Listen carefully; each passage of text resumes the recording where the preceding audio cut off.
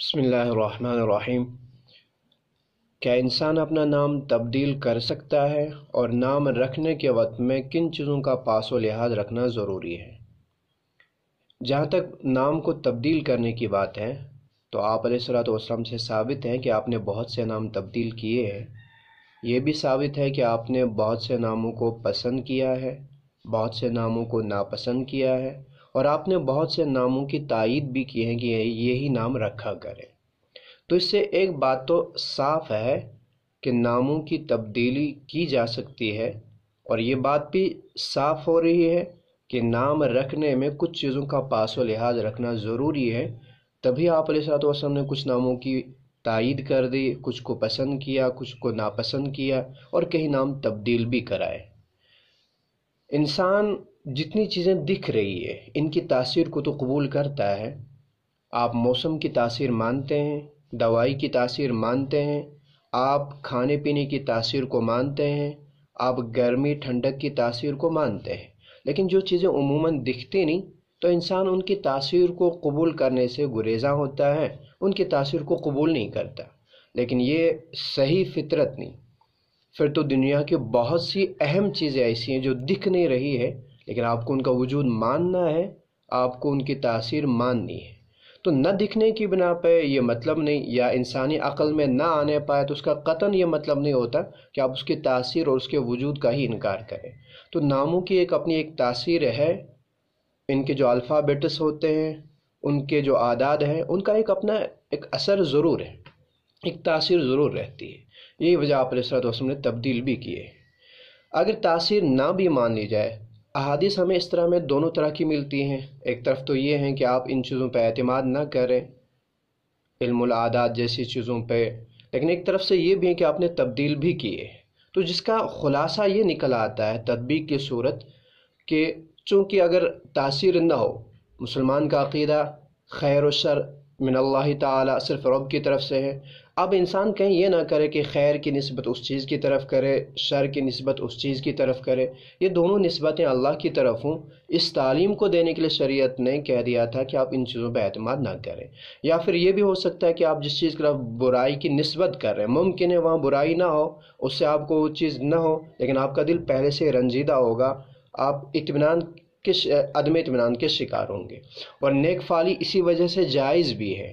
آپ علیہ الصلوۃ والسلام نے، مسلم کی حدیث بھی ہے احب الفال، اور ترمذی کی حدیث بھی ہے یعجبنی الفال۔ صحابہ نے پوچھا بھی فال کیا ہے جی؟ تو آپ نے فرمایا ایک اچھا کلمہ، ایک اچھا جملہ، ایک اچھا نام۔ اس سے انسان اگر اس سے اچھائی نہ بھی ہو، اس کی اچھی تاثیر نہ بھی ہو، تو کم سے کم انسان جو اس نام سے واقف ہوتا ہے ایک نیک فعلی لے سکتا ہے، اس کا دل اور دماغ مطمئن رہتے ہیں، خوش رہتے ہیں۔ یہ نیک فعلی ہے۔ تو احادیث سے اس طرح کی چیزیں ثابت ہے، تو لہٰذا ناموں میں کچھ چیزوں کا لحاظ یہ ضروری ہوگا، اور تبدیل کیا جانا یہ بھی ممکن ہے۔ اس سے پہلے کہ کس چیز کا آپ لحاظ رکھیں گے، میں ایک بات بتلاتا چلوں بیچ میں۔ کچھ دنوں پہلے مجھے ایک صاحب نے فون کیا، محترم فیاض احمد زورو صاحب کے بارے میں، کہ انہوں نے ناموں کی تبدیلی کا ٹھیکہ لے رکھا ہے، یہ ان کے الفاظ ہیں۔ اور میں یہ بھی بتلاتا چلوں عوام سے، ان کی ایک بڑی فین فالوئنگ ہے، چاہنے والے ہیں۔ میں چونکہ ان کے اتنے ہی تعارف سے واقف ہوں، میں ان کو زیادہ جانتا پہچانتا نہیں، اس لیے میں نے ان کا نام اسی مختصر انداز میں لیا ہوا ہے۔ ان کے چاہنے والے یہ نہ سمجھے کہ میں نے ان کا عزت سے نام نہیں لیا، میں اتنا ہی جانتا ہوں محترم کو، اس لیے میں نے اتنا سا کہہ دیا۔ تو میں نے ان سے پوچھا ٹھیک ہے اگر وہ تبدیل کرے، اس میں آپ کو کیا دقت ہے؟ تبدیل کیے جا سکتے ہیں، ثابت ہے شریعت میں۔ تو استفسار سے پتہ چلا کہ وہ ان کے نظریے کے نہیں، ان کے خیالات کے نہیں۔ تو میں بتلا دوں، کیا کسی سے اگر نظریاتی اختلاف ہو، خیالات کا اختلاف ہو، میرا عقیدہ اس سے نہ جڑتا ہو، میرا مسلک اس سے نہ ملتا ہو، تو ان اختلافات کی بنا پہ یا کہیں ذاتی اختلاف ہو تو اس کی بنا پہ میں کسی کی اچھائی کو بھی رد کر دوں، اچھی بات کا بھی انکار کر دوں؟ زندہ دلی تو یہ ہے کہ میں ان کی برائی کی بھی تعویل کروں، نہ یہ کہ ان کی اچھائی کو برا ثابت کرنے میں صحیح بات کو غلط ثابت کرنے کی تعویلیں کروں۔ جہاں تک ممکن ہے آپ تعویل کریں، غلط چیز ان کے غلط کو سدھار کے اگر تعویل کا امکان ہے آپ اس کو کریں، یعنی کہ آپ صحیح کو بھی غلط کرنے کی تعویل کریں۔ اب نام میں آپ کس چیز کا پاس و لحاظ رکھیں گے تو اس چیز کا خیال رکھیں۔ سب سے پہلی چیز ہے آج کل سیریل اور ٹی وی وغیرہ سے آپ نام اٹھاتے ہیں تو اس میں یہ لحاظ ہی نہیں رکھا جاتا کہ وہ نام کس زبان کا ہے۔ تو سب سے پہلی چیز، نام جو آپ رکھیں وہ آپ کو معلوم ہونا چاہیے کس زبان کا ہے۔ بسا اوقات ایسا ہوتا ہے جو آپ اٹھاتے ہیں ادھر ادھر سے نام، وہ چند زبانوں کا مرکب ہوتا ہے، جس کی بنا پہ اس کا معنی طے کرنے میں دشواری، اور کبھی کبھی اس کا کوئی معنی بنتا بھی نہیں۔ آپ یہ دیکھیں پہلے وہ نام وہ جو آپ رکھ رہے ہیں وہ کس زبان کا ہے۔ نمبر 2، وہ نام ہونا چاہیے۔ نام ہونے کا مطلب یہ ہوگا ایک ناؤن ہے، ایک ورب ہے اور ایک الفابیٹس ہے۔ تو نام اسی کو ہم کہتے ہیں جس کے کوئی میننگ بنتے بھی ہوں۔ تو آپ ورب میں چونکہ زمانہ بھی ہوتا ہے، اب اکثر دیکھا جاتا ہے وہ نام اور ورب میں، ناؤن اور ورب میں کوئی فرق ہی نہیں، ورب بھی اب ناؤن بننے لگا، ورب سے بھی آپ نام رکھتے ہیں۔ ایک صاحب ابھی ملے، میں نے پوچھا آپ کی بیٹی کا کیا نام ہے، بچی کا، تو کہہ دیا اس کا انعامتا نام ہے۔ یہ ناؤن نہیں، یہ ورب ہے۔ میں نے کہا دوسری کو غیر المغضوب علیہم رکھ دے۔ تو خیر، تو ناؤن رکھیں آپ، ورب نہ ہو۔ یہ دوسری چیز آپ یاد رکھیں۔ اس طرح الفابیٹس نہ ہو خالی، تو جن کا کوئی معنی ہی نہ بنتا ہو، یا تو وہ ناؤن ہونا چاہیے، اسم ہونا چاہیے۔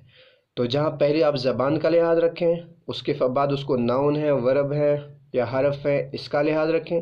تیسری چیز، اس کے معنی کیا بنتے ہیں، اور اس کے معنی اچھے بنتے ہوں، اس کا ایک اچھا اثر محسوس کر سکتے ہیں آپ، اور خاص کر آج کے دور میں جہاں کوئی آدمی، میں نہیں سمجھتا کہ اس درجہ توکل پر ہے جو توکل صحابہ کا تھا، آپ علیہ السلام کے دور و تابعین طب تابعین کا تھا۔ آج کے دور کا عوام سے لے کر کے خواص تک کوئی بھی اس درجے کے توکل پر فائز۔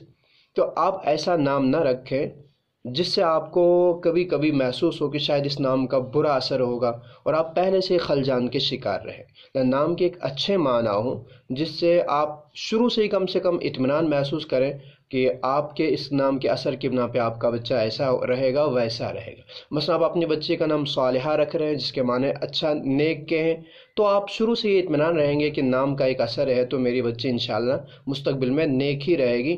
آئندہ عفت نام رکھ رہے ہیں تو پاک دامنی ہے، آپ محسوس کریں گے کہ میری بیٹی انشاءاللہ آئندہ چل کر کے پاک دامن رہے گی۔ تو اس سے آپ کو ابتدا سے ایک طرح کا اطمینان رہے گا، خوشی سی دل میں رہے گی، آپ خلجان کے شکار نہ رہیں گے۔ اب بعد میں وہ ہو یا نہ ہو ایک الگ چیز ہے، لیکن کم سے کم آپ مطمئن تو رہیں گے، اور انشاءاللہ یہ نام کا اثر بھی ہوگا کہ وہ انشاءاللہ صالحہ ہی رہے گی، وہ انشاءاللہ پاک دامن ہی رہے گی۔ تو دوسری چیز، کبھی کبھی کچھ اچھے نام بھی ایسے ہیں کہ جن کا کبھی کبھی نگیٹو مفہوم بن جاتا ہے۔ جیسے کہ آپ علیہ السلام نے ایک نام جس کے معنی تو بڑے اچھے ہیں، آپ نے منع کر دیا وہ نام رکھنے سے، میسر یا یسر۔ آپ نے کہا آپ یہ نہ کہو، آپ یہ یسر نام نہ رکھیں، ایسر نام نہ رکھیں۔ وجہ وہاں یہ نکل آتی ہے کہ یسر اور ایسر کے معنی آتے ہیں راحت کے، آسانی کے۔ اب آپ ہی کسی سے پوچھیں گے میرے گھر میں میسر ہیں کیا، یا میرے گھر میں یسر ہے کیا، یا ایسر ہے کیا، اسی طرح کے بہت سارے الفاظ، تو ممکن ہے وہاں آپ کا وہ بیٹا نہ ہو، وہ بچہ نہ ہو، تو وہ کہیں گے نہیں جی یہاں یسر نہیں۔ تو اب وہ سمجھے گا، اگر وہ عربی زبان سے واقف ہو، اور جیسے میں نے ابھی بھی بتلا دیا، آج ہر آدمی شکی ہی ہے، کوئی اس درجہ اعتماد اور توکل پہ نہیں، شکی مزاج ہی ہے، تو وہ سمجھے گا شاید اگر بدفعلی اس نے لی تو شاید میرے گھر میں راحت نہیں، کہیں اس کے ذہن میں یہی چیز نہ آ جائے۔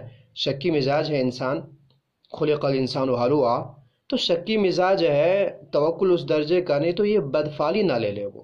اس بنا پہ آپ علیہ السلام نے اس طرح کے اچھے ناموں کو بھی منع کر دیا رکھنے سے جن کے مفہوم مخالف بن سکتا ہو۔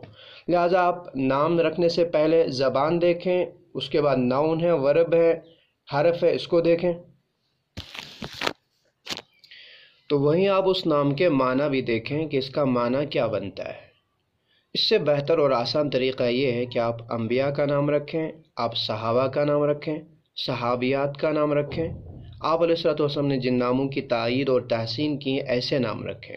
اور دوسرا طریقہ یہ کہ آپ اپنے متعلق عالم سے پوچھیں کہ میں یہ نام رکھوں نہ رکھوں، اس کے کیا مفہوم و معنی ہے، ان سے پوچھ کر کے آپ نام رکھیں۔ آج کل ایک وہ جو چلن سا ہے کہ فیملی ڈاکٹرز ہوا کرتے ہیں، وہ ایک اچھی چیز ہے کہ اس سے وہ ڈاکٹر آپ کی فیملی کے ہر اونچ نیچ سے واقف ہوتا ہے، تو وہ بہتر علاج آپ کو دے پاتا ہے۔ میں سمجھتا ہوں اسی طرح آج ہر آدمی کو اپنا فیملی عالم بھی رکھ لینا چاہیے، جو عالم اس گھر کے ماحول سے، اس گھر کے عقائد و نظریات سے واقف ہو، تاکہ اسی طرح کا وہ انہیں حل بھی بتلا دیا کرے۔ ہوتا یہ آپ کے امام صاحب کسی عقیدے کے مسجد میں، آپ خود کسی اور نظریے کے ہوتے ہیں، اب جب آپ اس سے پوچھتے ہیں تو صحیح حل یا تو آپ کو لگتا نہیں، اس کے اعتبار سے تو وہ صحیح حل، لیکن آپ کو لگتا نہیں، تو ایک وہ گیپ سی پیدا ہو جاتی ہے علماء اور عوام میں۔ اس گیپ کو ختم کرنے کے لیے اور صحیح حل معلوم کرنے کے لیے یہی